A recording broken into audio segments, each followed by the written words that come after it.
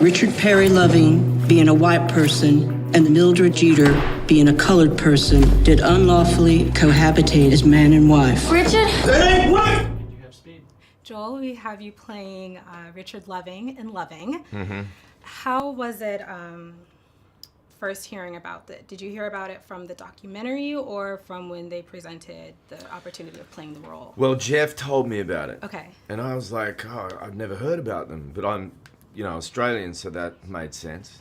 But then I realized not very many Americans, who either weren't young African-American kids who learned about it in school or weren't the children of, an interracial marriage. Because a lot of people who say, oh, this is my mum and dad's story, this is, my grandparents' story, they knew about it.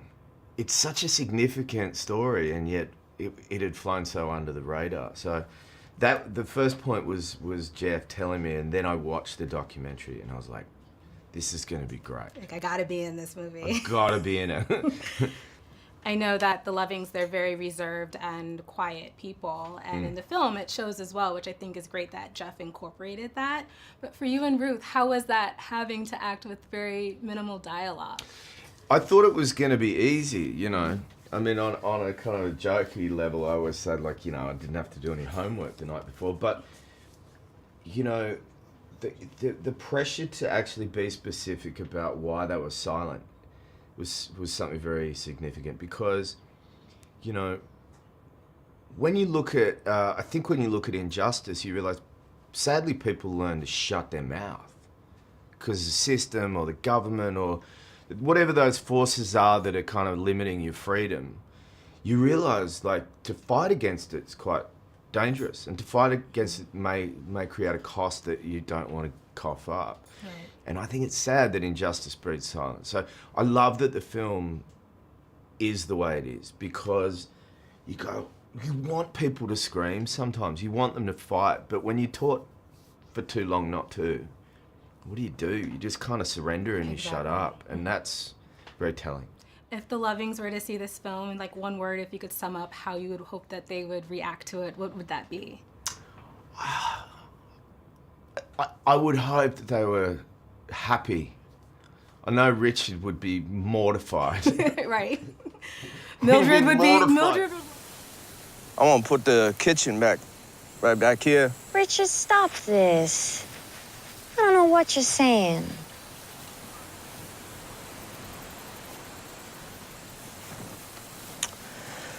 I bought it. This whole acre.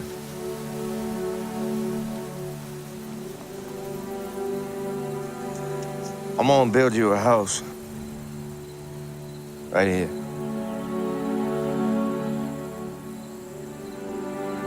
Our house.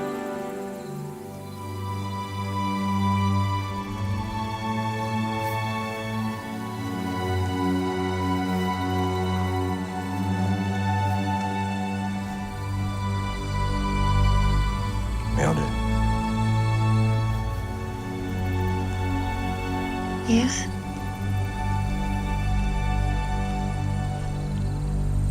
Would you marry me? Mildred would love it, though. She would love it. I think Mildred would just be holding Ruth's hand. Richard would be looking at me going, because he wouldn't want to be the center of attention yet again. And 100 years from now, I know in the film you hear the sentence a lot, you should have known better. You should have known better than to have done what you've done. Yeah. 100 years from now, what is it that you think collectively as humanity we should have known better? You know what's really sad? I think it's going to be the same stuff. Mm-hmm. Because we say, oh, this is relevant now.